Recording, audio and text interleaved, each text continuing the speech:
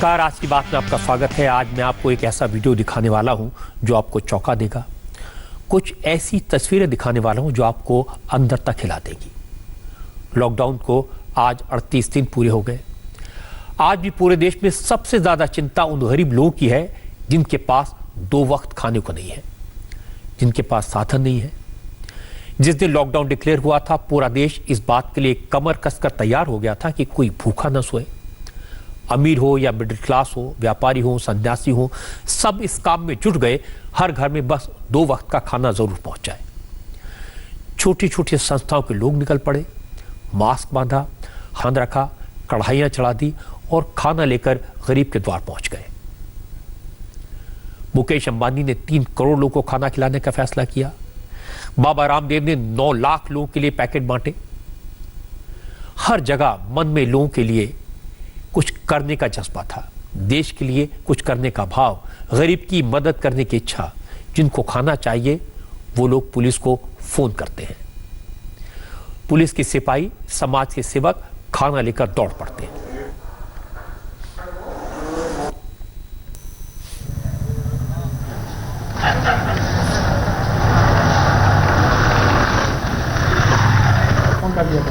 कोई दिक्कत हो तो आप बताइएगा पेमेंट पे, ठीक है ना? बताना जरूर। और जगह जगह खाना तैयार हो रहा है। ये गुरुद्वारे का किचन आप देखिए, यहाँ खाना तैयार किया जा रहा है पूरी श्रद्धा से, पूरी सफाई से, पूरी लगन और ईमानदारी से।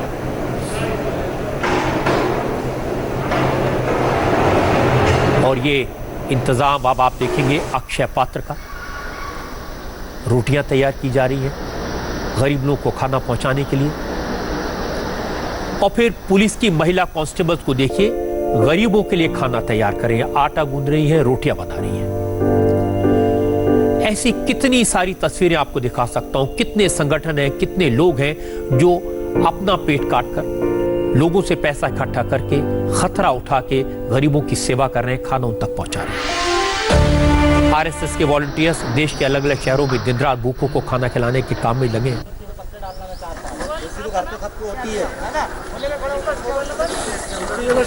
जगह जगह अलग अलग शहरों से हमें इस तरह की तस्वीरें देखने को मिल रही हैं।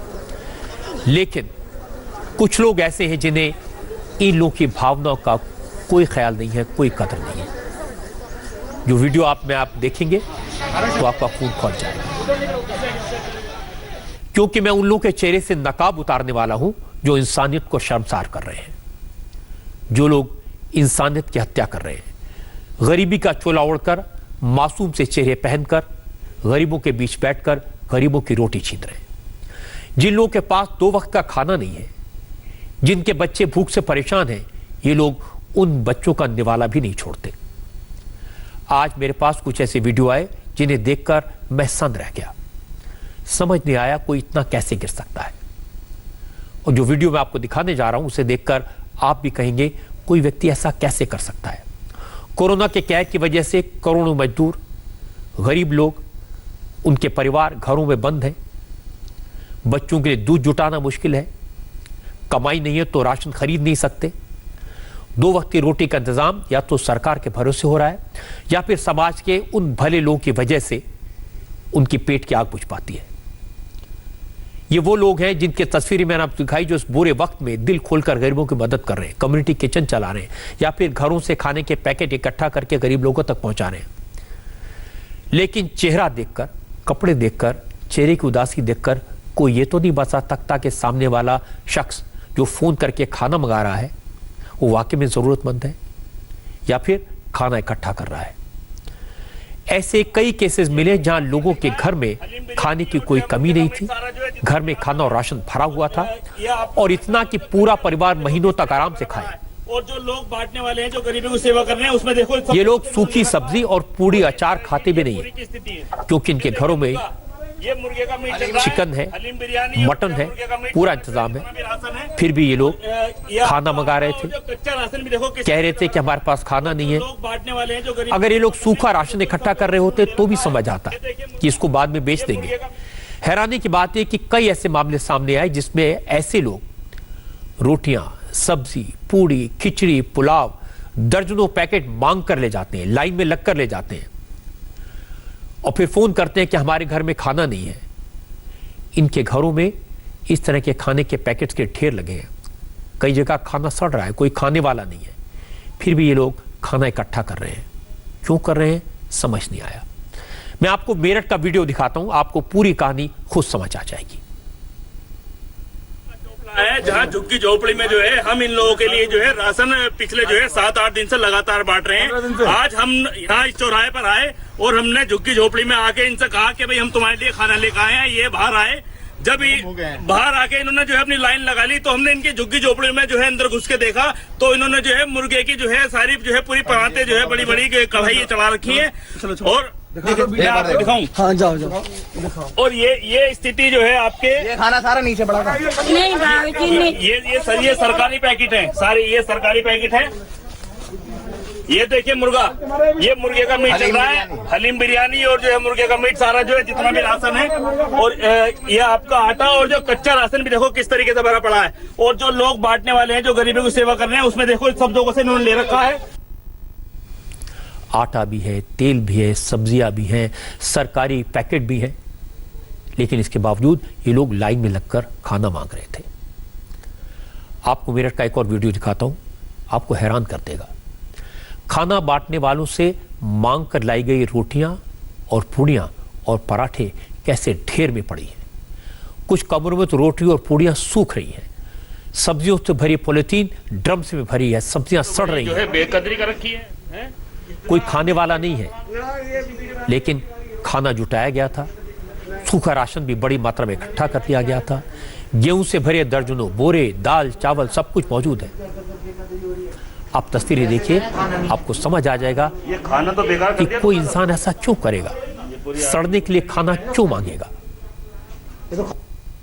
ये सारे दरवाजे तालों से जो है बंद हैं, ताले लगे हुए हैं। अभी हमने एक गेट का जो है ताला खुलवाया और उसमें देखो आप जो है यार, ये तुमने अन्न की तो बड़ी जो है बेकदरी कर रखी है, हैं?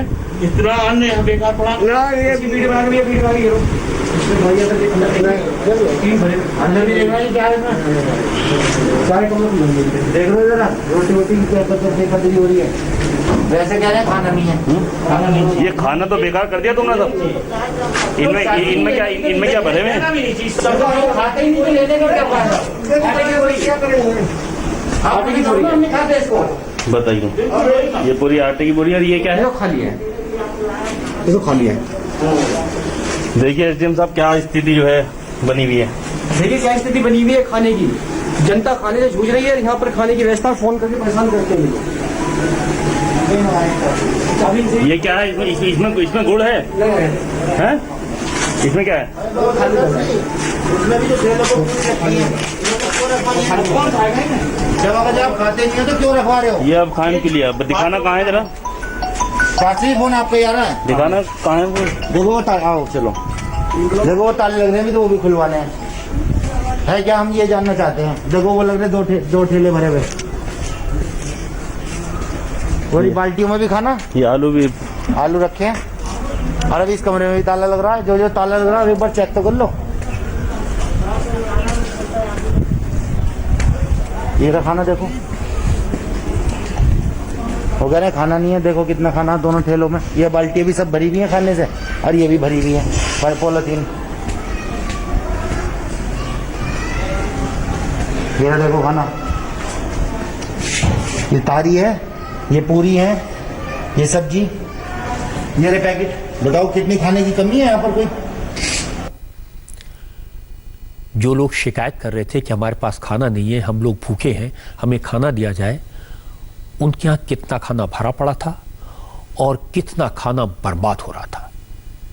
जरा सोचिए, लोगों ने कितना बड़ा पाप किया है। ऐसे वक्त में जब लाखों लोग भूख से तड़प रहे हैं, हर कोई अपनी अपनी कोशिश से भूखे लोगों की मदद करने में लगा है। हालात ऐसे हैं कि जो मेहनत कश किसी के सामने कभी हाथ नहीं फैलाते, वो भी आज मांग कर खाने को मजबूर हो गए। ऐसे हालात में इन लोगों ने सैकड़ों लोगों का हक मार लिया। जितने खाने से सैकड़ों गरीबों का पेट भर जाता, उतना खाना इन लोगों के घर में जमा करके सड़ा दिया। ऐसे लोगों को क्या कहा जाए? क्या ये इंसान है? लेकिन आपको जानकर दुख होगा कि ऐसे लोग सिर्फ मेरठ में नहीं है, सिर्फ 2-4 नहीं है, कई शहरों से ऐसे वीडियो मेरे पास आए हैं, लोगों ने शिकायत की और बड़े दुख और तकलीफ से शिकायत की है। लोगों ने इन वीडियोस में दिखाया कि ऐसे घर हैं जिसमें रेफ्रिजरेटर है, सब्जियां बनी है, गैस पर चिकन बन रहा है, लेकिन प्रशासन को फोन कर दिया कि राशन नहीं है, हम भूखे मर रहे हैं, बच्चे भूख से रो रहे हैं, हमारी मदद कीजिए। पुलिस के लोग, प्रशासन के लोग राशन, खाना, पानी, बिस्किट लेकर दौड़े। पहुंचे तो देखा किचन में कई सब्जियां पक रही थी। जो तस्वीरें इस वक्त आप देख रहे हैं वो पंजाब के जालंधर की हैं। एक शख्स ने पुलिस को फोन किया, मदद की गुहार लगाई। पुलिस को बताया कि घर में 4 लोग हैं, राशन खत्म हो चुका है, फाके हो रहे हैं, अब हम मरने के कगार पर हैं, मदद करो, कुछ तो खाने के लिए पहुंचा दो वरना मर जाएंगे। कोई ऐसी बात कहे तो किसी का भी दिल पिघल जाएगा। और आजकल तो वैसे भी पुलिस मदद करने में लगी है। पुलिस ने तुरंत हेल्प टीम को राशन के साथ रवाना कर दिया, लेकिन जब पुलिसकर्मी बताए गए पते पर पहुंचे तो हवा की खुशबू अलग थी। जिस घर में भूख से मरने की बात कही जा रही थी, फाकों की नौबत आने की बात कही जा रही थी, उस घर से सब्जियां पकने और रोटी सिकने की खुशबू आ रही थी। पुलिस तो आखिर पुलिस होती है। शक हुआ, दरवाजा खुलवाया, पहले कंफर्म किया फोन इसी घर से किया गया था। परिवार के लोगों के चेहरे देखकर ऐसा नहीं लग रहा था कि वो भूखे थे। किचन से खाना पकने की खुशबू भी आ रही थी। पुलिस वाले किचन में पहुंच गए, गैस पर सब्जी पक चुकी थी, 1 नहीं 2 नहीं 3 तरह की सब्जियां बनी थी, रोटी बन रही थी, टंकियों में आटा भरा हुआ था, फ्रिज में खाना पूरी तरह भरा हुआ था। तब परिवारों से पूछा कि भाई भूखा कौन है, कौन मरने वाला है, इस तरह झूठ बोलकर पुलिस को परेशान क्यों किया? तो कोई जवाब नहीं मिला। नाराज पुलिस वालों ने परिवार पर केस करने की चेतावनी दी तो लोग रोने लगे, माफी मांगने लगे। मैं जी गल करदा जवाब दे इस आफत की घड़ी च आपां हिंदुस्तान ना खाना कि नहीं खाना? हाँ जी वो तो ठीक है सर। और देखो तुहाडे हर दाल पई आ, तुहाडे कोल घट्टो घट्ट हफ्ते तो वध राशन पिया, ज्यादा हफ्ते है सब्जी तुहाडे कोल पई आ, है उधर सब्जी पई आ बाहर, हाँ जी है जी सिलेंडर तुहाडे कोल पिया, देखो इधर बीबी इनू इधर हो, इनू बीबी इधर हो, आ देखो इधर हो बीबी, आलू पाया सब्जी पई इनू इधर हो, आ तो सब आटा चुकदा ਇਹ ਵੀ ਸਾਹਮਣੇ ਤਾਂ वेट कर दूं कोई गल नहीं। आटा देखो तुहाडे डब्बे च पिया। मैं जेहड़ी गल करदा ਉਹਦਾ जवाब दिओ। 4 ਤੁਹਾਡੇ ਕੋਲ ਸਿਲੰਡਰ ਆ, आलू प्याज सारा का पिया जी, 4 सिलेंडर है जी ਤੁਹਾਡੇ ਕੋਲ 3 4 नहीं सर खादी है दोनों। ਕਹਿੰਦਾ ਜਿਹੜੀ ਗੱਲ 3 ਸਿਲੰਡਰ ਕਿੰਨੇ ਗਰੀਬ ਆ ਤੁਸੀਂ ਹੈ? ਦਾਲਾਂ ਤੁਹਾਡੇ ਕੋਲ ਪਈਆਂ, ਕਿਉਂ ਕਮਰਾ ਕਰਦੇ ਸਰਕਾਰਾਂ ਨੂੰ? ਰੱਬ ਤੋਂ ਡਰੋ ਥੋੜਾ ਬਹੁਤਾ। ਸਬਜ਼ੀ ਤੁਹਾਡੇ ਘਰ ਬਣੀ ਆ, ਰੋਟੀਆਂ ਤੇਰੇ ਕੋਲ ਬਣਦੀਆਂ, ਸਬਜ਼ੀ ਤੁਹਾਡੇ ਕੋਲ ਕੱਟੀ ਉਦਾਂ ਪਈ ਆ, ਹਰ ਚੀਜ਼ ਤੁਹਾਡੇ ਕੋਲ ਆ। ਮੈਂ ਜਿਹੜੀ ਗੱਲ ਕਰਦਾ यार और कोई इस गलती ना करे, जिसको राशन नहीं है और मंगे सरकार को राशन, जिन्ना खाएगा एक दूसरे की हेल्प करना। अब ऐसे लोगों पर पुलिस केस करे, उन्हें गिरफ्तार करे, फिर जेल में कोरोना से बचाए, बैठा कर खाना खिलाए। इससे तो अच्छा इन लोगों को इनके हाल पर छोड़ दिया जाए। ऐसे लोगों पर एनर्जी बर्बाद करने के बजाय जो वाकई में परेशान है उनकी मदद करने में ताकत लगाई जाए। इसलिए पंजाब पुलिस ने इन लोगों को सिर्फ हिदायत देकर छोड़ दिया, अच्छा किया। हालांकि इसी तरह की चौंकाने वाली खबर राजस्थान से भी आई और ये खबर तो वाकई में परेशान करने वाली है। भिवाड़ी के 3 लोगों का कारनामा मैं आपको सुनाता हूं। इन्होंने ट्वीट किया, ट्विटर पर मैसेज लिखा कि हम पिछले 12 दिन से भूखे हैं, खाने का एक निवाला तक नहीं मिला, हालात बहुत खराब है, कृपा करके मदद कीजिए, राशन खरीदने के पैसे नहीं है, मदद न मिली तो मर जाएंगे। नीचे कर ले इसको। और इन लोगों ने ये मैसेज बिहार में एक बड़े नेता हैं, पहले केंद्र सरकार में मंत्री थे, उपेंद्र कुशवाहा, उनको टैग किया। नीचे कर ले इसको। उपेंद्र कुशवाहा तो बिहार में थे, लेकिन उन्होंने तुरंत राजस्थान में खबर की, भिवाड़ी के सीएमओ को ये मैसेज फॉरवर्ड किया। चीफ मेडिकल ऑफिसर ने भिवाड़ी के एसपी और अलवर के जिला कलेक्टर को फोन किया। उन्हें भिवाड़ी के तिजारा इलाके में 3 लोगों के भूखे होने की सूचना दी। फौरन एक टीम बनाई गई। तिजारा के तहसीलदार, भिवाड़ी के डीएसपी और नगर परिषद के कमिश्नर खाना और राशन लेकर फौरन बताए गए पते पर पहुंचे। नीचे कर ले इसको। लेकिन वहां जो नजारा देखा उसे देखकर किसी का भी खून खौल जाता। जिन लोगों ने मदद की गुहार लगाई थी, जिन्होंने ट्वीट किया था जिनकी वजह से बिहार से लेकर राजस्थान तक पुलिस ने, प्रशासन ने इतनी मेहनत की। वो तीनों लोग बैठकर मजे से पार्टी कर रहे थे, शराब के नशे में धुत थे। घर में खाने का सामान भरा हुआ था, बस शराब की बोतलें खाली थी। ये लोग कह रहे थे कि हम प्रशासन की मुस्तैदी का टेस्ट ले रहे हैं। प्रशासन तो टेस्ट में पास हो गया, लेकिन टेस्ट लेने वालों का नशा हमेशा के लिए उतार दिया गया और इन लोगों का ढंग से इलाज किया गया। प्रशासन की टीम इस रोकथाम के लिए लॉकडाउन का एनफोर्समेंट करवा रही है और दूसरी तरफ कई बार ये इस तरह की फर्जी शिकायतें आती है कि हमारे पास राशन नहीं है। इस तरह के केस भिवाड़ी के अंदर, जिसमें तहसीलदार जी तिजारा वहाँ पे प्रभारी है, वो खुद पे जाके वहाँ नगर परिषद कमिश्नर के साथ, और उन्होंने देखा कि वहाँ उनके पास से लगभग 40-50 किलो अनाज था, आटा भी था और साथ में 5-7 बोतल शराब की मिली। फिर तुरंत उनको वहाँ से उठा के और थाने पे ले जाया गया और उनके विरुद्ध FIR दर्ज करवाई गई डिजास्टर मैनेजमेंट एक्ट के तहत। बाकी हम जितने भी जेन्युइन केस इसमें आते हैं उसमें तुरंत वहाँ कंट्रोल रूम है, कंट्रोल रूम पे तुरंत सूचना करके इनको फोन करवाते हैं। आप सोचिए पुलिस की इंटेंशन क्या थी, 3 गरीब लोगों तक खाना पहुंचाने की, और इसमें कितनी ताकत लगी, कितने लोग इसमें परेशान हुए, और मिला क्या? सिर्फ शहर बदल रहे हैं, लोग बदल रहे हैं, करतूतें हर जगह एक जैसी हैं। सीकर में ऐसा हुआ। सीकर के मोचीवाड़ा इलाके से 181 पर एक डिस्ट्रेस कॉल आई। कॉल करने वाले ने अपना नाम नबी शेर पठान बताया और कहा कि उनके घर में अन्न का एक दाना भी नहीं है, पिछले 4 दिन से घर में खाना नहीं बना है, बच्चे भूख से मर रहे हैं, मदद करो। नगर कौंसिल के कमिश्नर खुद सामान लेकर उस पते पर पहुंचे जहां से कॉल की गई थी, लेकिन यहां भी मामला उल्टा निकला। घर में आटा था, दाल थी, चावल थे, मसाले, नमक, तेल सब कुछ था। इसके बाद भी झूठी कॉल करके प्रशासन को परेशान किया गया। अफसरों ने पूछा तो वही जवाब, गलती हो गई।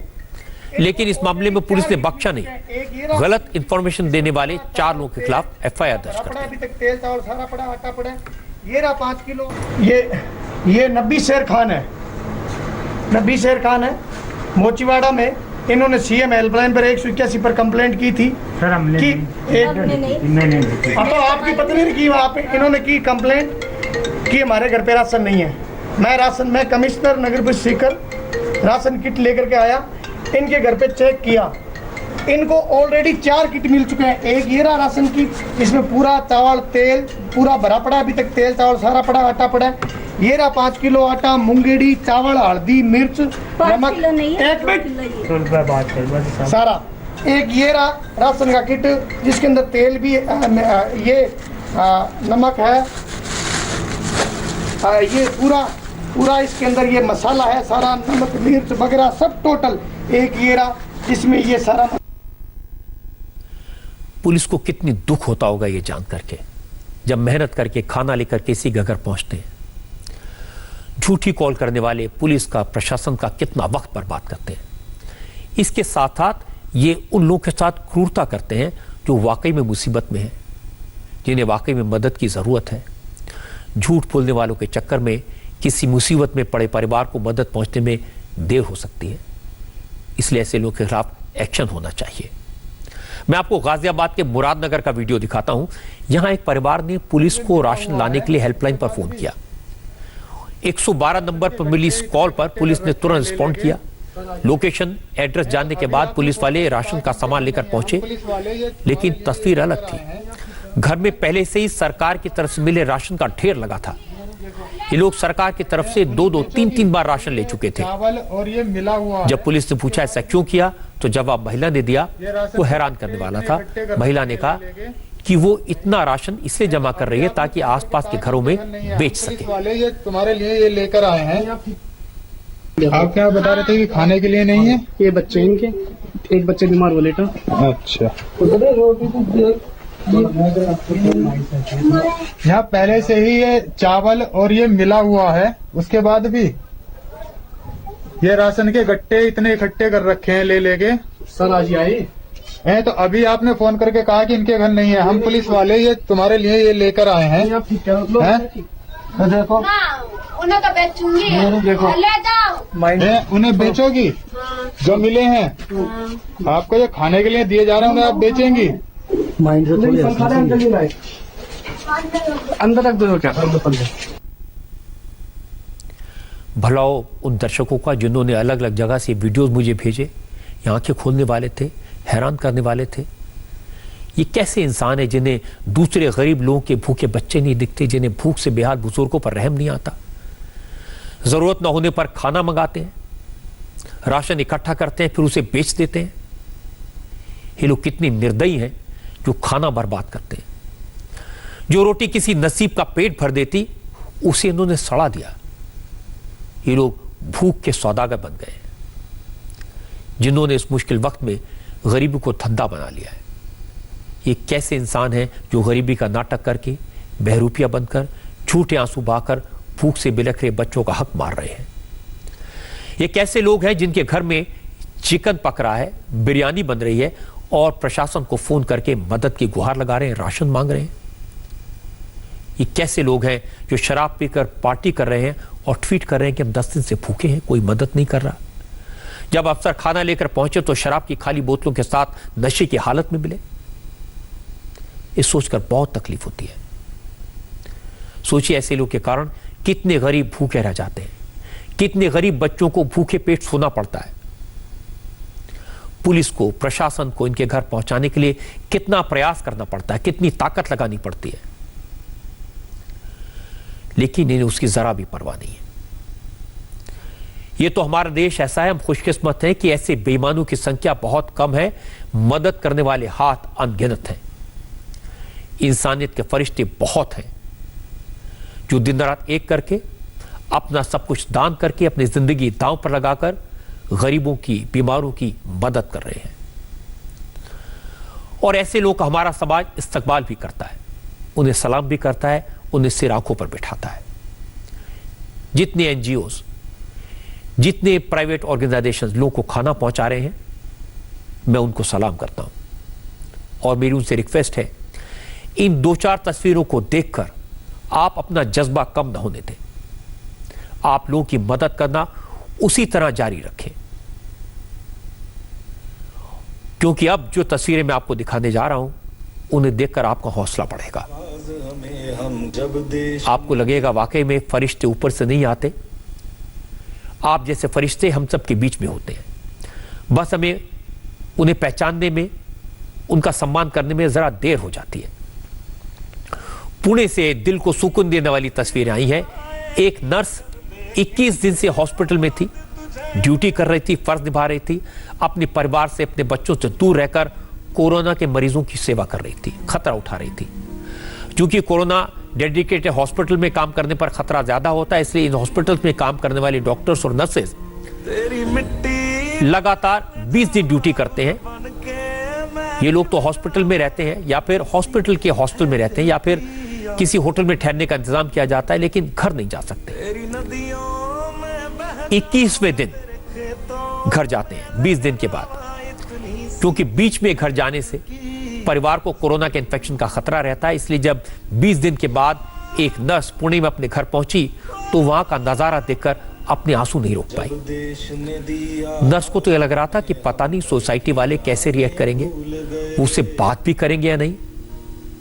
लेकिन नर्स 20 दिन बाद घर पहुंची तो सोसाइटी के सारे लोग बाहें फैलाकर उसका इंतजार कर रहे थे, तालियां बजाकर स्वागत कर रहे थे, नर्स पर फूल बरसाए, कोरोना वॉरियर को सैल्यूट किया। हालांकि इस दौरान सोशल डिस्टेंसिंग का पूरा ख्याल रखा गया, लेकिन नर्स को सोसाइटी के लोगों ने यकीन दिलाया कि कोरोना के कारण भले ही गले नहीं लग सकते, लेकिन दिलों की दूरियां खत्म हो चुकी हैं। सभी लोगों को नर्सेस के, डॉक्टर्स के त्याग का, उनके साहस का और उनकी हिम्मत का पूरा एहसास है। ये तस्वीरें देखकर किसकी आंखें नम नहीं हो जाएंगी, किसका दिल प्यार से, मोहब्बत से भर नहीं जाएगा। ऐसी एक तस्वीर सूरत से आई। नीपा नाम की नर्स कोरोना डेडिकेटेड हॉस्पिटल में काम करती है। 12 दिन के बाद जब वो अपने घर वापस आई तो आस पड़ोस के लोगों ने उनका जबरदस्त स्वागत किया।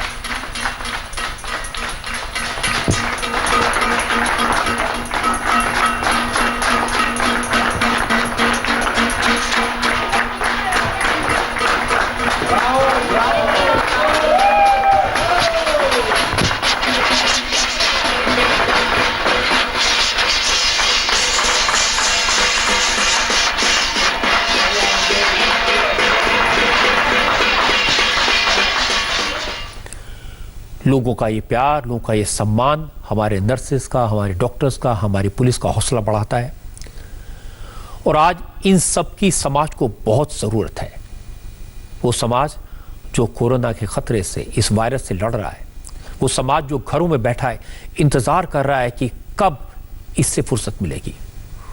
उनसे लड़ने का काम फ्रंट लाइन में रहकर ये नर्सेस कर रही हैं, ये डॉक्टर्स कर रहे हैं, पुलिस के लोग कर रहे हैं और मीडिया कर्मी कर रहे हैं जो खबरें आप तक पहुंचाते हैं। और यही लोग लोगों का दर्द, लोगों की तकलीफ आप तक पहुंचाते हैं ताकि समाज अपने आप को तैयार कर सके। अब जो तस्वीर मैं आपको दिखाने जा रहा हूं, जो वीडियो दिखाने जा रहा हूं, वो किसी के भी दिल को चीर देगा। इस वीडियो में एक लाश है, एक महिला की आवाज़ है। ये वीडियो आज ही मुझे भेजा। इस वीडियो को देखकर शब्द नहीं निकले, आंसू निकले। क्या कहूँ, कोरोना का खतरा कितना बड़ा है, ये क्या क्या कर सकता है। जो इंसान कोरोना का शिकार होकर मर गया वो तो चला गया, लेकिन उसका परिवार उससे, उसके करीब भी नहीं जा सकता, उसे छू भी नहीं सकता, दूर से देखना पड़ता है। जिन छोटे छोटे बच्चों के पिता की जान कोरोना ने ले ली, उस पिता की मौत के सदमे से मां की क्या हालत है ये देखकर दिल तड़प जाता है। बच्चे पूछ रहे अब्बू बोल क्यों नहीं रहे, हम अब्बू के पास क्यों नहीं जा सकते। बच्चे पूछ रहे हैं कि मम्मी उनसे लगातार बात क्यों की जा रही है। ये वीडियो बरेली का है। जिस 35 साल के वजीर अहमद नाम के युवक की मौत हुई, वो एक हॉस्पिटल में मेडिकल प्रैक्टिस करता था, साथ ही टीबी डॉट सेंटर चलाता था, लोगों की सेवा करता था। 35 साल का नौजवान, क्या ये उम्र होती है इस दुनिया से जाने की। वजीर ने लव मैरिज की थी, लेकिन इस लव मैरिज का अंत इतनी जल्दी हो जाएगा, इतने दर्दनाक तरीके से होगा, इसका एहसास किसी को नहीं था। और ये अनज भी तुमसे बातें कर रहा था, आए थे तुम, गए थे मेरा छोटा बेटा, तो वो भी तुमसे। ये वीडियो बिना कुछ कहे पूरी कहानी को, पूरी तकलीफ को बयान करता है। लाश के पास पत्नी की बात, न सिसकियां न विलाप, बस एक ही रट, उठो कह दो मन की बात। जल्दी आ जाओ, वो सबसे पहली मुलाकात जल्दी आ जाओ, उठ के आ जाओ। ये लोग सुनना तुम्हें काल तुम्हें कहीं रख देंगे, घुसाड़ देंगे, पागल हैं सबके सब। हाँ, इन लोगों ने इतने दिन दूर रखा मुझसे। मेरे दिल से पूछो मैं तुमसे कैसे रही हूँ, एक एक पल, एक एक मिनट कैसे दूर रही हूँ, कैसे मैंने बर्दाश्त करा है। मैं उनसे बातें कर लूँ थोड़ी सी, उन्होंने जो जो कहा ना मैं उनसे कह दूँ, फिर वो मुझे आवाज़ दे लेंगे। सब ध्यान, अरे नहीं ध्यान कर लूँ सब मैं। चच्चा को आने दूंगा मैं उनकी बीवी तो समझ नहीं गए हो क्यों, बीवी सबसे ज्यादा करीब होती है ना। हाँ, और ये लोग कहना कि तुम्हें कोरोना हुआ है, पागल है सबके सब। तुम्हें हुआ होता तो मुझे भी होता, क्योंकि मैं बीबी हूँ। उस दिन अपने लोग बातें कर रहे थे, पास बैठ के बातें कर रहे थे, है ना। तो मुझे भी है। वो लड़की, छोटी वाली लड़की तुम्हारी गोदी में बैठी थी, तुम्हारे ऊपर तुमसे खेल रही थी, हैं। और ये अनज भी तुमसे बातें कर रहा था। आए थे तुम, गए थे मेरा छोटा बेटा, तो वो भी तुमसे बैठी थी तुम्हारे पास। तो हम तीनों बच्चों को, हमें और बब्बू भाई, इन्होंने तुम्हें खाना खिलाया, सब करा, तो उन्हें भी है। तेरे चेहरे से नजर नहीं हटती, नजरे हम क्या देखें, नजरे हम क्या देखें। तेरे चेहरे से नजर नहीं हटती, नजरे हम क्या देखें। तेरे चेहरे से नजर नहीं हटती, नजरे हम क्या देखें। प्राण से मेरी महबूबा ऐसा तुमने सोचा है, हाथ में बिल्कुल वैसी हूँ जैसा तुमने सोचा है। जान तुम्हारी महबूबा। पहली बार मिले थे ना, मैं जब पहली बार हम लोग मिले थे तो इन्होंने मुझे ये गाना सुनाया था। अस्पताल में मिले थे हम लोग, मेरी तबीयत खराब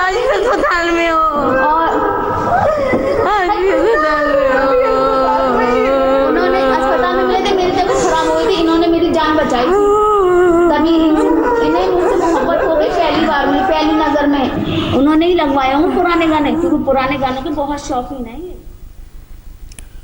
वजीर अहमद अब कभी भी नहीं उठेगा, कभी अपनी वाइफ से यह नहीं कह पाएगा कि चांद सी महबूबा हो, कभी अपने बच्चों को भुला नहीं पाएगा, साथ बैठकर खाना नहीं खा पाएगा। 35 साल की उम्र में वो कोरोना वायरस का शिकार हो गया। ये वीडियो देखकर तकलीफ तो बहुत हुई। कोरोना वायरस के खतरे का एहसास कैसा होता है ये एक बार फिर सामने आया। ये वायरस, ये जहर है ही ऐसा, अच्छे भले इंसान को कुछ ही दिनों में ले डूबता है। आज भी हमारे मुल्क में 1823 नए केसेस आए हैं पिछले 24 घंटे में, और पिछले 24 घंटे में 67 लोगों की मौत हुई है। लेकिन एक अच्छी बात यह है कि अब इन्फेक्ट होने वाले लोगों की संख्या 11 दिन में डबल हो रही है। शुरू में 3 दिन में डबल होती थी, लेकिन इन फिगर्स का उन लोगों को क्या लाभ जो इस दुनिया से चले गए? उनके लिए तो सिर्फ नंबर्स हैं। लेकिन आज हम इस हालात में पहुंचे हैं, इसको हासिल करने में लाखों लोगों ने, डॉक्टर्स ने, हेल्थ वर्कर्स ने, पुलिस ने, मीडिया ने अपनी जान पर खेलकर काम किया है। इस जंग की अच्छी खबरें कभी कभी आती हैं और आजकल तो बहुत कम आती हैं। एक अच्छी खबर आज आई है। आपको याद होगा कि पंजाब में निहंगों ने एक पुलिस वाले का हाथ काट दिया था। उस दिन बहुत दर्द हुआ था, बहुत तकलीफ हुई थी। और यह सुनकर कि यह बहादुर पुलिस वाला अपनी कलाई से कटा हुआ हाथ लेकर हॉस्पिटल पहुंचा, पंजाब पुलिस के एसआई हरजीत सिंह का हाथ ऑपरेशन से जोड़ दिया गया। डॉक्टर से कई घंटों की मेहनत के बाद इसे हासिल किया। आज हरजीत सिंह को हॉस्पिटल से डिस्चार्ज कर दिया गया। हॉस्पिटल डिस्चार्ज करते वक्त पंजाब पुलिस के डीजीपी दिनकर गुप्ता वहां पहुंचे। उन्होंने हरजीत सिंह के बेटे अर्शप्रीत सिंह को स्पेशल केस के तौर पर पंजाब पुलिस में सीधे कांस्टेबल के तौर पर भर्ती किया। और हरजीत सिंह जब पटियाला अपने घर पहुंचे तो उनका शानदार स्वागत किया गया। पटियाला के एसएसपी समेत कई बड़े पुलिस अधिकारी वहां मौजूद थे।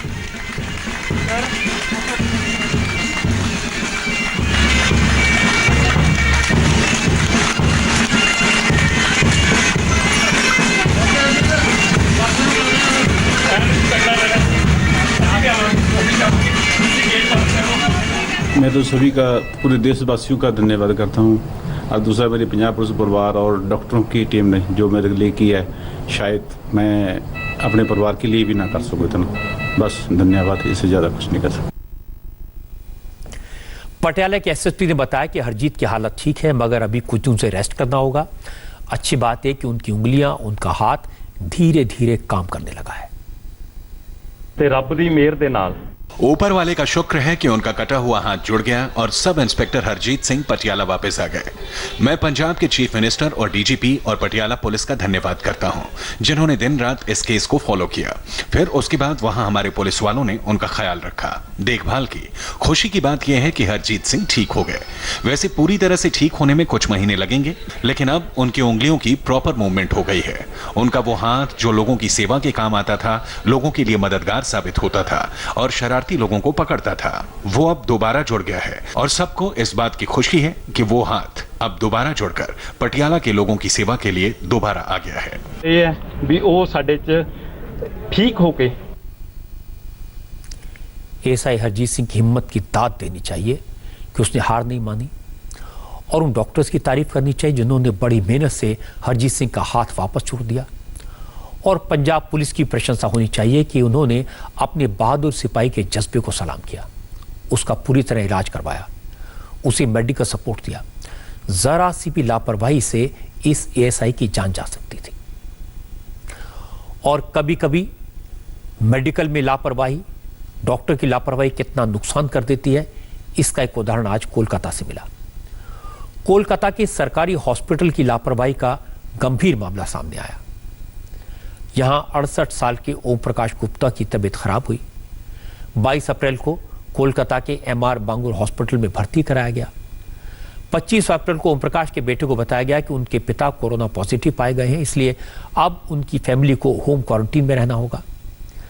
26 अप्रैल को हॉस्पिटल में फिर फोन किया और कहा कि ओम प्रकाश गुप्ता की टेस्ट रिपोर्ट नेगेटिव आ गई है, इसलिए वो अपने पिता को घर ले जाएं और चिंता की कोई बात नहीं। घर वाले ओम प्रकाश जी को वापस ले आए, लेकिन अगले ही दिन अस्पताल से फोन आया कि उनके पिता की रिपोर्ट तो असल में पॉजिटिव थी और उन्हें गलती से नेगेटिव बताकर घर वापस भेज दिया। उन्हें वापस हॉस्पिटल लाना होगा और 28 अप्रैल को ओम प्रकाश की मौत हो गई।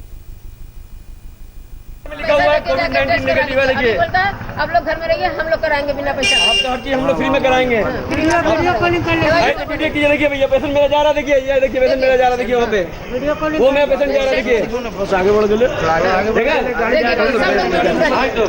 बोलता है कि ये नाम को लेकर कंफ्यूज हो गया, हम लोग फिर से भर्ती कीजिए, फिर से चेक करेंगे।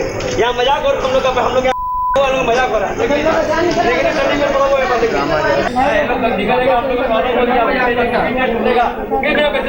भर्ती रहेगा, कोई काम का नहीं है, फिर तो भर्ती करेगा, फिर टेस्ट करेगा, कुछ मिल रहा है, कैसे कैसे हम लोग लेके आ रहे हैं, सर्टिफिकेट बताइए।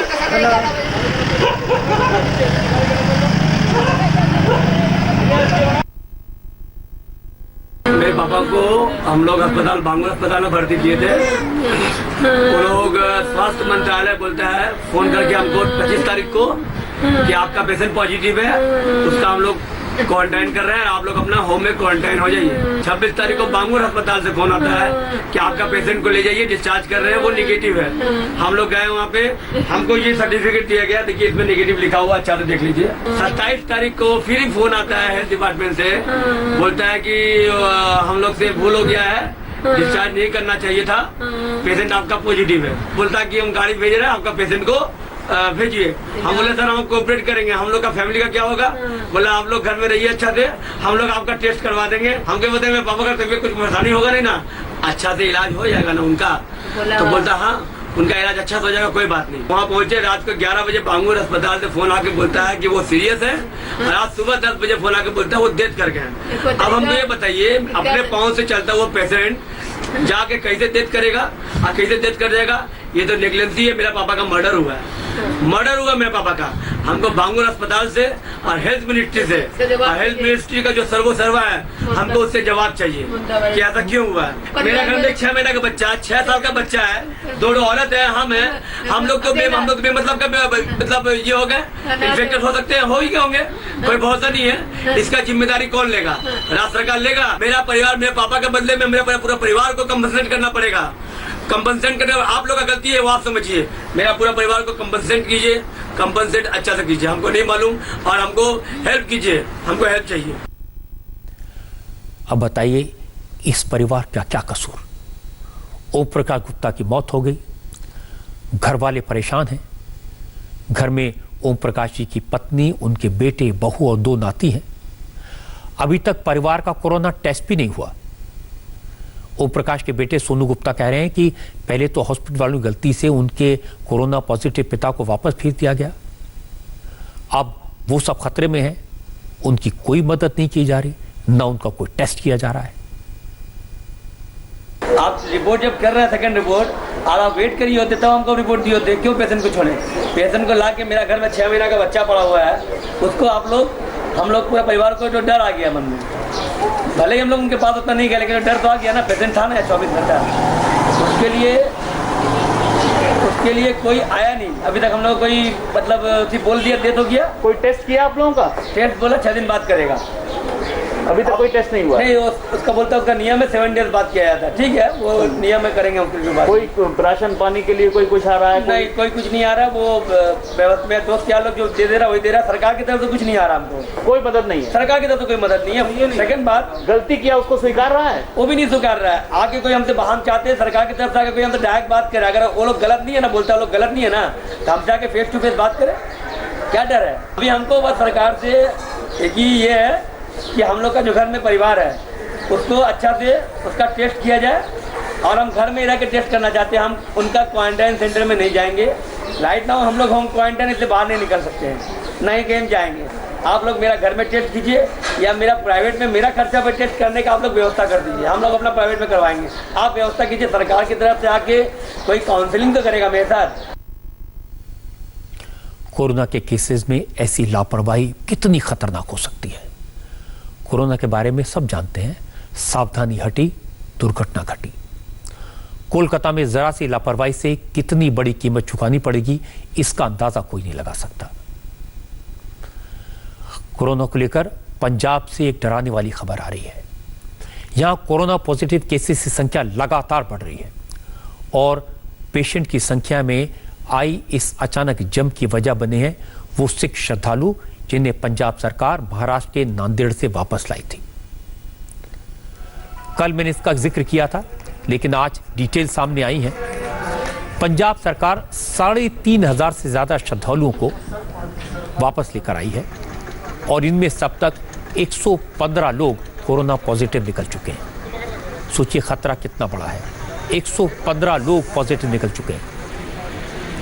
कल जब ये फिगर मैंने आपको बताई थी तो ये नंबर 33 था, 33, और आज एक दिन में 24 घंटे में कोरोना पॉजिटिव की संख्या बढ़कर 33 से 115 हो गई। ज्यादा डराने वाली बात यह है कि ये कोरोना मरीज पंजाब के अलग अलग शहरों में जा चुके हैं।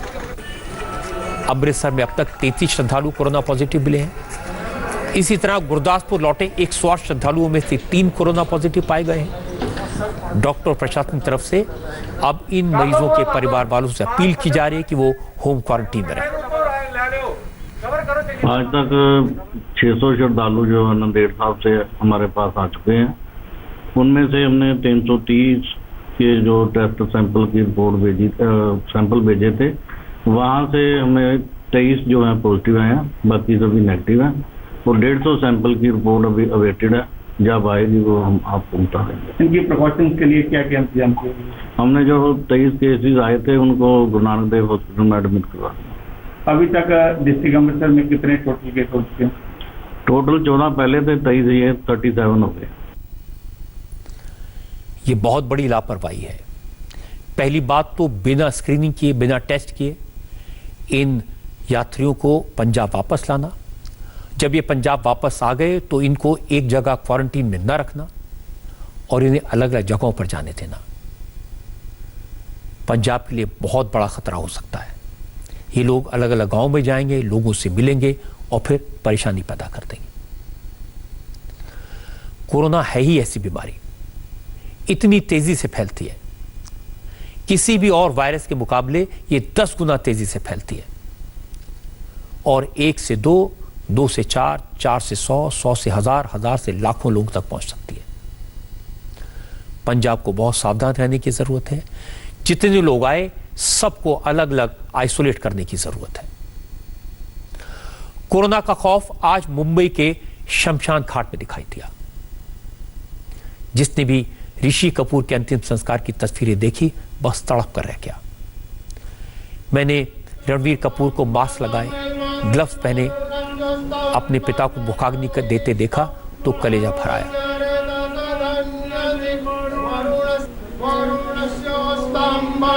अगर लॉकडाउन ना होता, वायरस का खौफ ना होता तो हजारों लोग अपने सुपरस्टार को अलविदा कहने आते।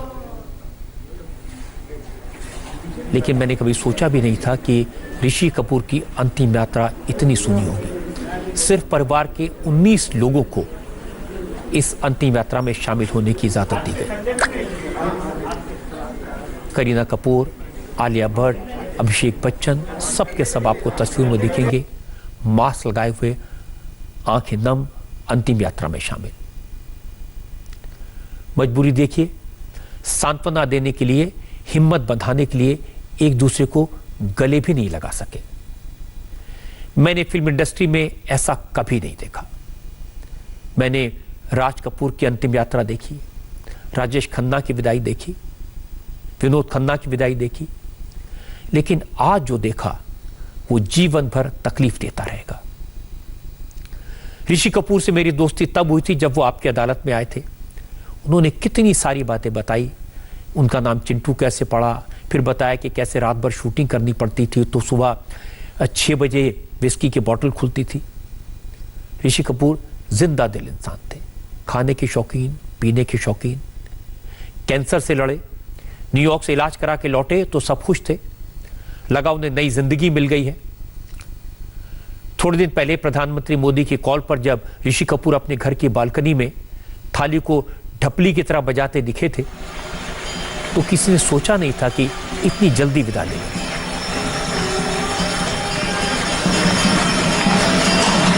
अभी 1-2 दिन पहले की तस्वीरें मैंने देखी हैं।